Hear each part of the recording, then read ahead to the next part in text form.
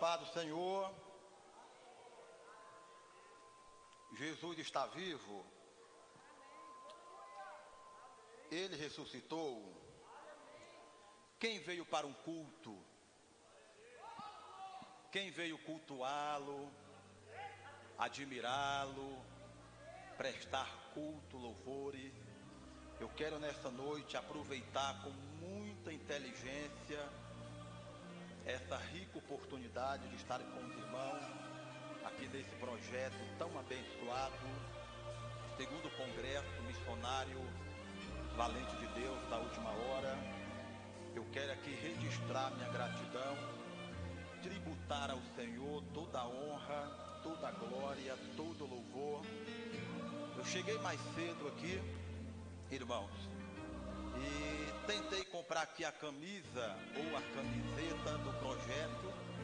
Eu peguei a G e peguei a GG, nenhuma das duas deu. Só fiquei depressivo porque sou salvo em Jesus, irmão. Mas eu percebi que eu tenho que jejuar mais. Glória a Deus. Eu quero apresentar aqui aos irmãos a minha família, minha esposa, missionária Cícera. Levante a mão. Está comigo também minha filha Abigail. Levanta a mão, Abigailzinha, Abigail Rosa. Pronto. E tem a Miriam. Ali a missionária Beth. Missionária Beth. E o meu pastor, pastor Joel Francisco. Fique de pé, meu pastor, por bondade. Esse é o meu pastor presidente, pastor secretário adjunto da Comadego. É uma bênção de Deus. Tem muito me abençoado. Irmãos, eu louvo a Deus pela vida, pela instrumentalidade da irmã, da missionária, da pastora Luzia, todos os irmãos que cooperam juntamente com ela, os pastores, em nome de Jesus. Querido, como eu falei para os irmãos, eu vou ser breve e eu gostaria que você, nesse momento, prestasse bastante atenção para que você possa exaurir da parte de Deus uma palavra que vai gerar resultados na sua vida. Eu acredito, irmão, que no momento tão oportuno como esse, eu seria até mesmo incoerente tentar levar para uma outra linha, para um outro tipo de mensagem, que não for falar sobre Jesus, a sua missão, a sua obra. E rapidamente eu quero subordinar ao tema dessa rápida palavra aqui nesta noite, que Jesus, ele é o nosso maior exemplo a ser seguido. Eu convido você a abrir a sua Bíblia rapidamente no livro de João, capítulo de número 13. João, capítulo de número 13, versos de número 15. João.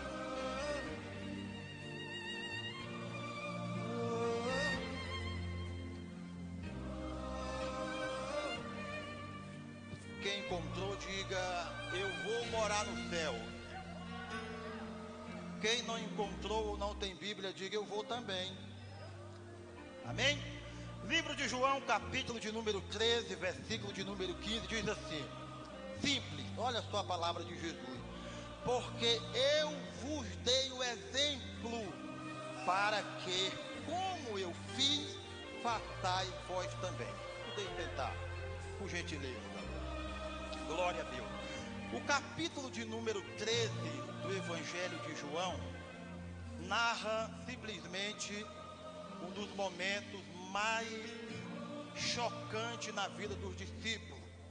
O Evangelho, segundo escreveu João, ele é composto por 21 capítulos. E João narra em cada capítulo, de uma forma simples, direta, qual é a principal missão e obra de Jesus. Se nós lermos por ordem, o capítulo de número 1 vai revelar Jesus como o Filho de Deus.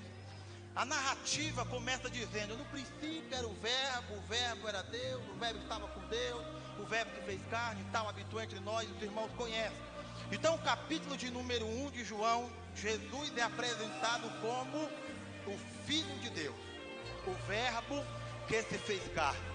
O capítulo de número 2 apresenta Jesus como o Filho do Homem, onde Jesus ele manifesta a sua humanidade.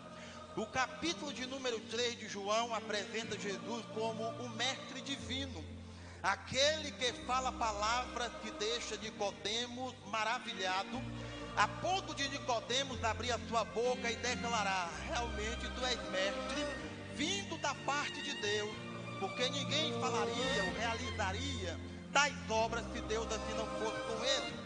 O capítulo 4 de João apresenta Jesus como o ganhador de almas. No período ou no tempo de 42 minutos, Jesus em Samaria evangeliza aquela mulher, todos conhecem a sua história, e ali Jesus transporta ela do reino das trevas para o reino do seu amor, lhe devolvendo a sua dignidade e tornando ela de uma pecadora a primeira mulher missionária de Samaria. O capítulo 5 de João apresenta Jesus como o médico amado. É aquele que se compadece das enfermidades dos doentes. Antes de Jesus curar o paralítico, dizer levanta e anda, aquele homem moralmente e espiritualmente estava caído. E todo milagre que Jesus realizava externamente, aos olhos da multidão, sempre alguém se admirava e dizia: é o dedo de Deus, esse homem é profeta. Mas o maior milagre diante de Deus é um milagre invisível, que não levanta paralítico ou ressuscita morto, mas é aquele que pega uma alma conturbada pelo pecado e o legitima como filho de Deus. Jesus, antes de dizer para o paralítico levanta e anda, Jesus disse: você já está caído espiritualmente, então perdoados estão teus pecados, e agora levanta e anda. Amém. O plano de Jesus principal, primário, é perdoar os pecados do homem e o reconciliar com Deus. Quando a gente fala de missões, não tem outro personagem bíblico que venha reter tanta nossa atenção como Jesus. Preste bastante atenção. Então, capítulo 5, Jesus ele é o médico amado. No capítulo 6, Jesus ele é o pão da vida. Capítulo 6, versículo 48, Jesus diz assim para a multidão: ó, vocês são como os pais de vocês no deserto, só estão atrás de mim por causa do milagre. Vocês são interesseiros, mas os vossos pais comeram maná no deserto e morreram. Mas aqui está aquele que desceu do céu como pão vivo, que nutre o coração humano. Ao passo que no capítulo 6, Jesus ele é o pão da vida. No capítulo 7 de João, Jesus ele é a fonte de água da vida. João 7,39 ele diz: aquele que crê em mim, como diz a Escritura, do seu íntimo ou do seu interior jorrarão rio de água viva. O capítulo 8 de João apresenta Jesus como o defensor do fraco, aonde ele pega, na ocasião, uma multidão querendo apedrejar uma mulher, pega no flagrante adultério. Ora, os homens olham para Jesus e dizem assim: mas mestre, está escrito que tais pessoas deveriam morrer por apedrejamento. E o que o Senhor diz? Jesus se agacha em chão, começa a escrever em terra e diz: quem nunca pecou, nunca fez besteira, pode matar ela mesmo e meter pedra na cabeça dela. E a Bíblia diz que foi saindo de um por um. Mas por que Jesus, a Bíblia diz em Mateus 16, veio cumprir a lei? Não cumpriu a lei nesse momento, porque a lei estava sendo aplicada de forma injusta pelos doutores da lei. A Bíblia diz no livro de Levítico, capítulo 10, versículo 20, que para ser apedrejado no ato de adultério, teria que ser os dois pegos em flagrante. E quando Jesus chega na hora do flagrante, o camarada que usou a coitada foi embora. Então a lei não podia ser aplicada. Jesus chama ela à parte e diz: ninguém te condena? Não, mestre, ninguém me condena. E nem eu. Te levanta, vem cá, vou te dar uma oportunidade para você reiniciar uma vida nova. Vai embora e não peques mais. Jesus está dizendo: tome cuidado. Se você vacilar no mesmo erro, e se for pegue o camarada, aí é morte. Amém? Diga amém. Glória a Deus. Estou pregando para vivo, diga amém. Então capítulo 9 de João, Jesus, ele é a luz do mundo. Ele reivindica esse título para ele e comprova de fato que é a luz do mundo quando ele abre, olhe para cá, os olhos de um cego. Jesus poderia fazer com aquele cego o mesmo que fez em Marcos capítulo 10, do 40 ao 51, quando ele diz: o que tu queres que eu te faça? Aí Bartimeu: quero ver. Então vê, ele vai embora. Mas não, Jesus, ele pegou o cuspe, os irmãos sabem, juntou com barro e jogou no olho do cego. Jesus estava mostrando o seguinte, irmão, que a questão da manifestação de Deus para curar, para libertar, para fazer aquilo que glorifica Deus, não está limitado ao nosso estreito, mesquinho, limitado conhecimento de que Deus só pode agir da forma que você aprendeu, de que Deus só pode operar da forma que você idealizou na sua mente. Olhe para cá, quando você lê no livro, na carta de Paulo aos Coríntios, sobre os dons, o único dom que está no plural é o dom de cura.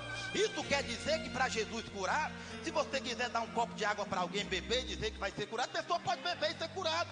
Se você quiser dar uma chinelada em cima da ferida dele e dizer vai ser curado, e ele crê, vai ser curado.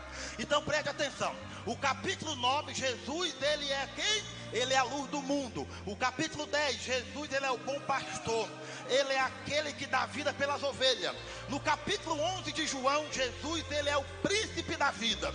Ele chega diante da aldeia de Betânia e grita: Lázaro, sai para fora. A multidão diz: quem é este que pode chamar o morto para fora? Aí ele diz: quem sou eu? Eu sou a ressurreição e a vida. Aquele que crê em mim, ainda que esteja morto, viverá. Lázaro, vem para fora. Jesus, no capítulo 11, é o príncipe da vida. Estou correndo porque o tempo não espera. O capítulo de número 12 de João, ele é o rei montado no jumento 0 quilômetro, entra em Jerusalém e é ovacionado ou conclamado rei de Israel. Olhe para cá, o capítulo 12, Jesus entra em Jerusalém como rei. Muito bem, no capítulo 13, Jesus manda os discípulos, olhe para cá, manda os discípulos se sentarem, sentem todo mundo, amém? Jesus pega um balde ou uma bacia, uma vasilha com água e começa a lavar os pés dos discípulos. Quando Jesus lava os pés do discípulo, Jesus olha no olho de cada um e diz assim: ó, ei rapaz, o que eu fiz agora, eu deixo como exemplo, para que vocês vão e façam o mesmo. O capítulo 13, Jesus, ele é o servo, o Senhor revelando a sua condescendência de servo. Preste bastante atenção. Jesus está dizendo assim, ó: se espelhem em mim, me tenham como foco, como referência. O que eu estou fazendo, eu quero que vocês façam mesmo. Preste atenção. A Bíblia diz no livro de Lucas, capítulo 4, versículo 46. Lucas 4, versículo 46, está escrito assim, ó. Olha aqui, ó. Porque me chama de Senhor, Senhor, e não faz o que eu mando. Lucas capítulo 4, versículo 46, Jesus diz assim, ó: porque me chama de Senhor, Senhor, e não faz o que eu mando. Jesus está dizendo assim, ó: eu não sou Senhor de quem não se submete ao meu senhorio. Eu não sou Senhor de quem não faz o que eu ordeno fazer. Jesus pode ser o mestre, pode ser quem você quiser que ele seja, até seu salvador. Só não é seu Senhor se você não obedecer aquilo que ele mandou você fazer. Preste bastante atenção, irmão. Eu quero que você entenda uma coisa, em nome de Jesus de Nazaré. Preste bastante atenção.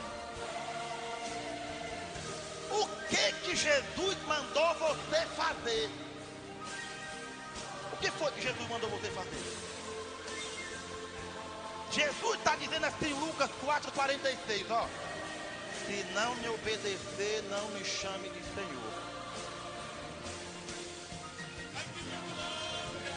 A primeira coisa, pastor, que Jesus mandou nós fazer foi aquilo que ele fazia primeiro. Vamos aprender isso com Jesus. Jesus nunca mandou ninguém fazer nada sem que ele primeiro não fizesse. Jesus nunca mandou ninguém evangelizar sem que ele primeiro não fosse evangelista. Jesus nunca mandou ninguém orar sem que ele primeiro não tivesse uma vida banhada de oração. Jesus nunca mandou ninguém perdoar os seus inimigos sem que ele primeiro não encarnasse o perdão naquele que não merecia. Jesus nunca mandou ninguém amar quem lhe odeia sem que ele primeiro não amasse aquele que ele voltava com ódio. Preste atenção, Jesus disse assim, isso é uma lei, é um princípio. Jesus disse assim, ei, antes que você peça para os homens fazer o que vocês querem, façam a eles primeiro. Amém? Olhe para cá em nome de Jesus. Sabe aonde estava a autoridade de Jesus, irmão? Sabe aonde estava a autoridade de Jesus? Não era quando ele expulsava demônio. Sabe onde é que estava a autoridade de Jesus? Não era quando ele ressuscitava morto, multiplicava pães, andava sobre as águas, não. A autoridade de Jesus estava onde? Aonde? Simplesmente naquilo que ele pregava, naquilo que ele ensinava, e o seu comportamento coroava aquilo que ele ensinava. Olhe para cá, estou terminando, olhe para cá. Irmão, precisamos aprender com Jesus. Alguém disse uma vez assim, assim como as pirâmides do Egito se destaca diante das planícies arenosas do Egito, assim Jesus se destaca infinitamente mais do que qualquer homem ou mortal que é pó e cinza diante da sua imutabilidade, da sua eternidade. Olhe para cá, em nome de Jesus, quero que você entenda isso. Nós estamos terminando, olhe para cá. Que coisa simples e forte, irmão. Alguém disse assim, tudo que foi realizado de 2000 anos para cá foi realizado à sombra de Jesus. Tudo que foi feito de 2000 anos para cá foi realizado à sombra de Jesus. Se você me perguntar assim, irmão, pregador, por que você prega Jesus? Eu termino lhe dizendo, sabe por que eu prego Jesus? Sabe por que eu prego Jesus? Porque Jesus, ele é o homem ideal, olhe para cá, o homem ideal da antropologia, o Deus perfeito da teologia. Por que eu prego Jesus? Porque ele é a sabedoria da filosofia. Por que eu prego Jesus? Porque ele é o verbo da gramática. Por que eu prego Jesus? Porque ele é a estrela e o sol resplandecente da astronomia. Por que eu prego Jesus? Porque ele é a rocha da geologia. Por que eu prego Jesus? Porque ele é a vida da biologia. Por que eu prego Jesus? Porque Jesus é o líder maior do que Moisés, o sacerdote maior do que Arão, o capitão maior do que Josué. Jesus, ele é simplesmente o profeta maior do que Elias. Jesus é o mestre mais sábio que Salomão. Jesus é o rei mais grande do que Davi. Jesus é o amigo mais íntimo do que Jonathan. Olhe para cá que eu vou terminar e vou orar para lhe abençoar em nome de Jesus. Qual a diferença do Jesus do crente para o Jesus do mundo? Estou correndo, sabe por quê? O Jesus do mundo, a Bíblia diz em Salmos 115, tem boca mas não fala. O Jesus do crente, Apocalipse 2:7, tem boca e fala com a igreja. O Jesus do mundo, preste atenção, o Jesus do mundo tem mão mas não apalpa. O Jesus da igreja, Isaías 59, tem mão e ela está estendida para nos abençoar. O Jesus do mundo tem pé mas não anda. O Jesus do crente, a Bíblia diz em Salmos 116, ele anda entre os aflitos e os necessitados de coração. O Jesus do mundo pede esmola. O Jesus do crente é dono do ouro e dono da prata. Olha para cá, o Jesus do mundo, se cair no chão quebra. O Jesus do crente levanta quem está caído, restaura quem está quebrado. Ei. Se Jesus, o Jesus do mundo se jogar na água, ele morre afogado. O teu Jesus andou sobre as águas e disse: a mim foi dado todo o poder nos céus e na terra. Eu vou terminar lhe dizendo uma coisa. Maomé disse assim, eu não sei o propósito da vida. Olha para cá. Buda disse assim, procure pela verdade. Olha para cá. E Platão disse assim, eu não sei qual é o caminho, mas Jesus disse, eu sou o caminho, eu sou a verdade e eu sou a vida. Amém? Olha para cá, vou entregar o microfone, olha para cá.